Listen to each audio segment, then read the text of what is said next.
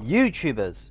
Egotistical, vain, narcissistic. He's pulling his cock out! I just finished reading 4 manga made by popular YouTubers with varying levels of quality, just to see which series are worth recommending as well as which ones definitely aren't. Starting with the most popular manga on this list, Godslap, written by Moistcritikal, the biggest YouTuber on this list, a man whose main claim to fame is acting in a Hunger Games scene that never made the final cut. Well, the impression of Godslap is that it was created with 2 ideas in mind. One, to make a manga that looks so good that you could never get tired of reading it, since Moistcritikal has said himself he easily gets bored of reading manga. And 2, to make a manga based entirely around slapboxing, a sport where half the participants show visible signs of brain injury, and with how its main character feels like he's got brain damage, Godslap feels pretty authentic. Godslap is just a manga to be turn your brain off fun. You're meant to look at the pretty art and not realise that the main character's journey so far has just been getting into random fights, screaming, and then being saved by a random person. Godslap's best aspect so far is that it knows what it is. It knows that it doesn't need a groundbreaking story to be fun. It knows that having characters talk like they're in a G.I. Joe cartoon is really entertaining. Godslap at least knows its strengths. And I mean, most of the faults can be traced back to the fact that it wasn't written with a single vision in mind. Godslap was written by a group of guys who came up with a bunch of ideas who then hired a professional to turn them into a story. And yeah, the way Godslap keeps teleporting around to different set pieces, it definitely feels like that. But honestly, my only real gripe with Godslap is how short it is. So far, I don't know if this is a revenge story, a story about fighting the power, or just a story made to deliver fights. It's been 3 years since Godslap started publishing, and yet they've only managed to release 6 chapters. Why does the villain want to kill the main character? How does the power system work? Why is this 3D model of a blood cell relevant? As it stands, we don't know anything. According to Moistcritikal, Godslap is going to have a lot more than just action to keep you reading.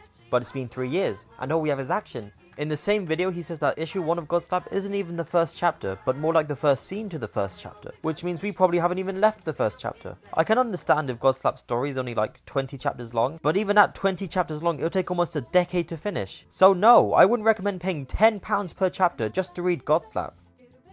I would recommend just reading it through the free online scans though, because despite the problems, the plot is centered around action, and the action we've seen so far is good. Godslap has the best character designs of the video, a neat gimmick of only showing colour through blood. So Godslap is far from bad, but it's probably worth waiting a couple years before actually reading it.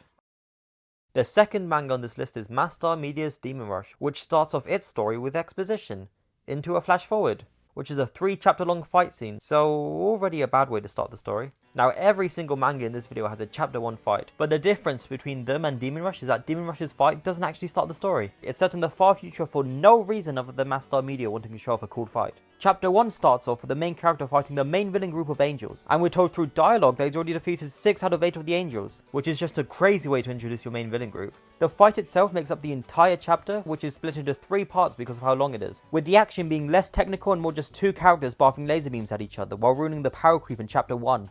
So this isn't a good start to the story, but even big shows like Mob Psycho 100 start off with a stupid fight scene that nobody cares about, or Boruto has that flash forward that exists to give fans hope that it will eventually get good. I view Demon Rush's first chapters less as having poor writing, and more of just Mastar getting too excited about making his own manga. Through his videos you can tell that he's extremely passionate about Demon Rush. When it was released he created an anime for it, a card game, deep dive videos that explain things that nobody else cares about. He's hired an expensive artist to make these crazy drawings, and I may think that Godslap is critically better, but I definitely like Demon Rush's art style more.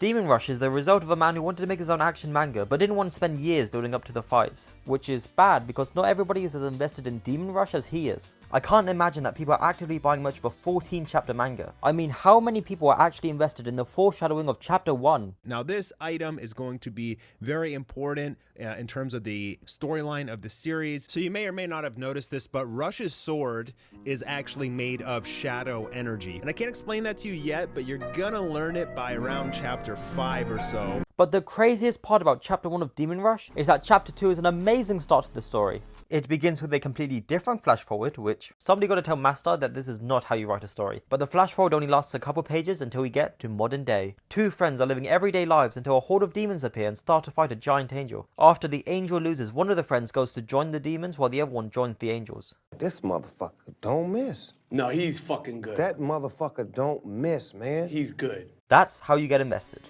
It's as simple as being introduced to human characters in a normal city and then having an angel as big as a skyscraper appear. An angel so big that a single step blows everything away. And thanks to the human characters, I actually feel a sense of danger as the angel fights. Compare that to the same sized angel in chapter 1 and I don't care. Technically a fist hundreds of times bigger than an angel should make me feel more, but I feel nothing. To be honest, I hate chapter 1. It's a needlessly long fight that feels forced upon you. It doesn't give you a hook into the story, it's just spectacle. It was made to make you go, wow, that looks kinda cool, and nothing else. And what pains me is that I was so invested in the fight after chapter 1. If Demon Rush just started from chapter 2, there would be no need for the flash forward, the fight scene, or the exposition, because chapter 2 literally shows us what chapter 1 tells us. Did they really need to say that the global economy collapsed right before the first fight?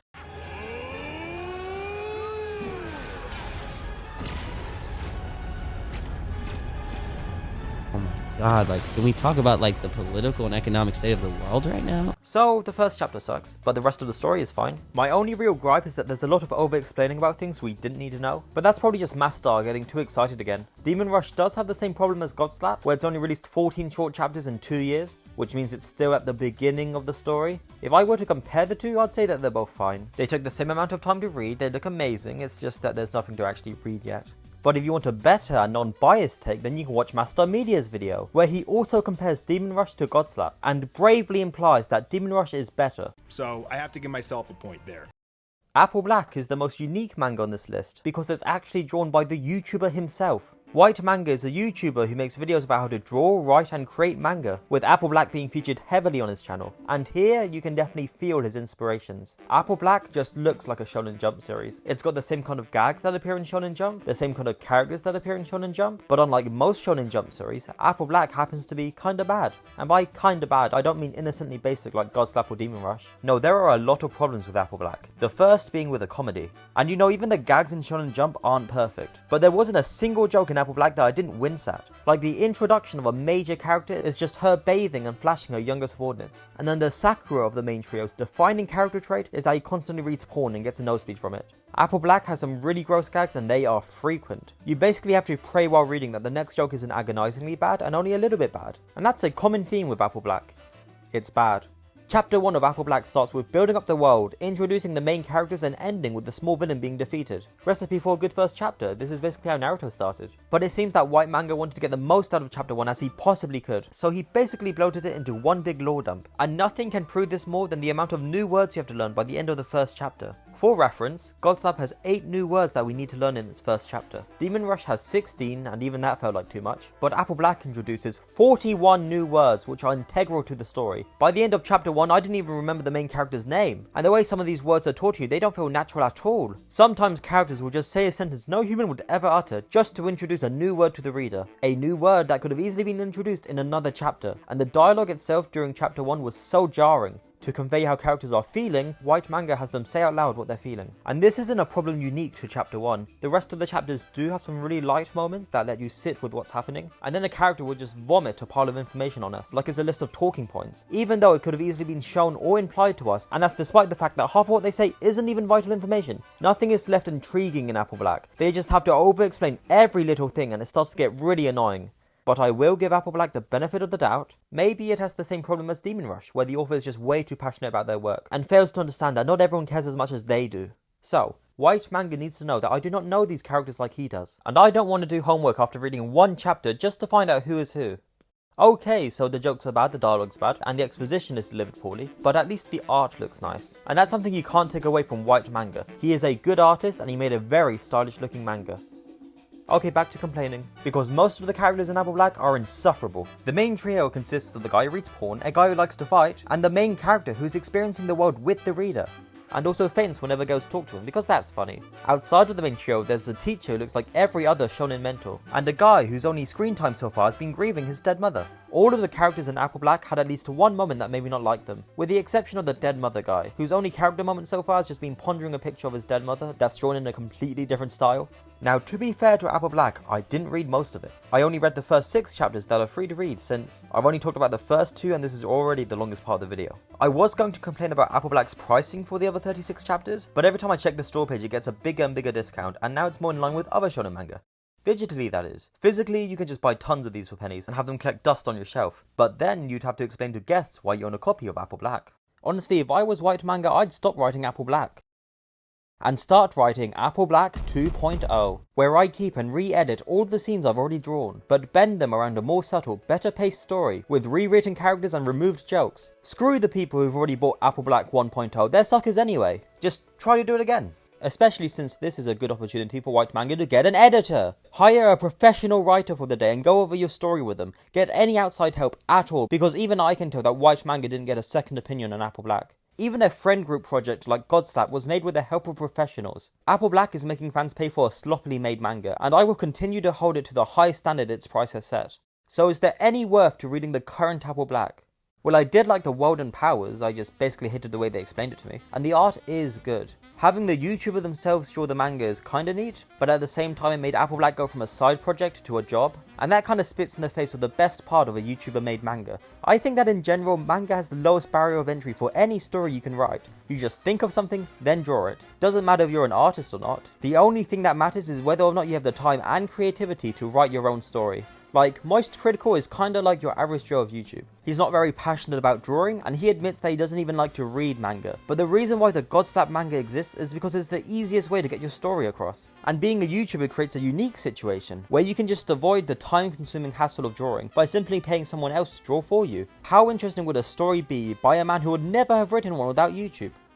Not very interesting, as it turns out. I don't know why, but I expected all the manga in this video to have the same charm as monkeys on a typewriter. But Godslap is just Moistcritikal taking two ideas that he likes and putting them together. Nothing new, nothing creative, just slapboxing in Cyberpunk 2077. As another non-artist, Mastar Media brings a little more creativity to the world of Demon Rush, but he did say in a video that he takes imagery from different religions because they look cool, and that just perfectly describes Demon Rush. It's a surface level story with a nice coat of paint. And then there's Whyt Manga. While Moistcritikal and Mastar are outside horses who would have never made manga without YouTube, Whyt Manga is an actual artist. So his perspective isn't unique.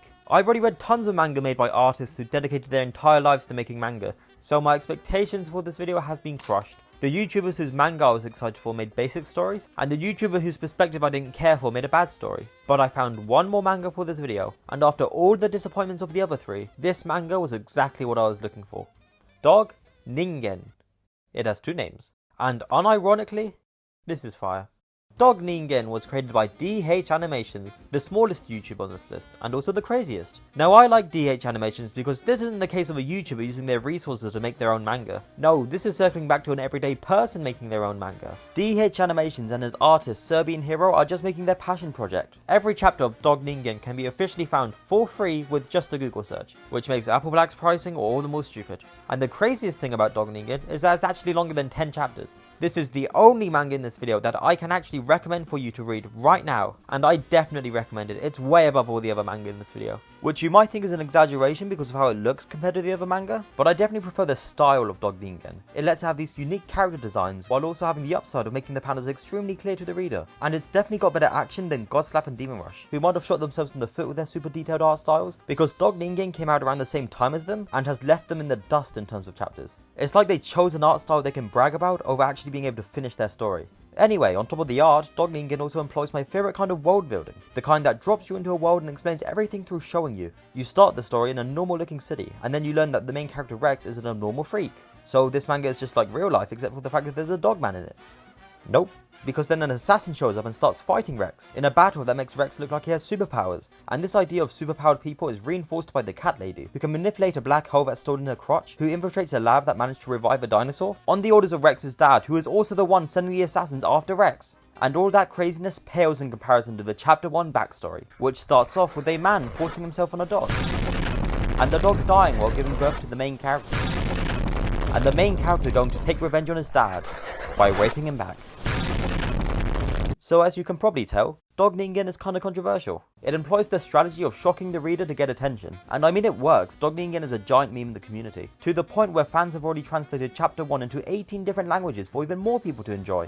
But it was only really translated because it's funny to do so. For most people, Dog Ningen is a novelty, something for the masses to point and laugh at. But Dog Ningen is so much more, because unlike the other 3 manga in this video that were just made to be a fun time, Dog Ningen actually has a story it wants to tell. A story about isolation, racism, police brutality, and I swear to God this is not a bit. It has themes, and although they aren't executed well enough to make Dog Ningen an art house manga or anything, it tries to be more and never fails when doing so. Honestly, the main reason why I'm hyping up this manga so hard is because I had no expectations when I went into it. I was expecting Dog Ningen to be only dumb action, which it does have, but on top of that it's funny, it's sad. For once in this video I actually like the characters, and for a manga that started off so edgy, Dog Ningen is surprisingly somber. I really didn't give it the benefit of the doubt on my first read. So as soon as I got to the school shooter arc, yes, the school shooter arc, I was prepared for some really bad cringe. But I will say, for an active school shooting set in a battle shonen, it was acceptable. I mean, reading that arc felt like watching a car crash in real time, except one where nobody actually got hurt. And I really don't know how tolerable the school shooter arc would have been if the main character wasn't so good. Rex the Dogman. Now be aware that even before I read this series, I already considered the Dogman to be one of my favourite cryptids, especially in terms of cryptids that appear in YouTube videos. In that dilapidated barn back there, there's a Dogman that's been coming in for the last year. So, putting my extreme bias for Dogmen aside, I can confidently tell you that Rex is what makes this manga. He's extremely sympathetic and was the source for 90% of my enjoyment while reading. He has a clear motivation, which might sound like I'm stretching for things to say, but none of the other manga in this video have a clear end goal, so I'm counting it. You can definitely tell that DH Animations put a lot of himself in Dog Ningen, and I think that Rex is a big part of that. This manga really does feel like a bunch of monkeys on typewriters, and I'm a huge fan. And if there's anything to take away from this video, it's that you should try reading Dog Ningen and stay the fuck away from Apple Black.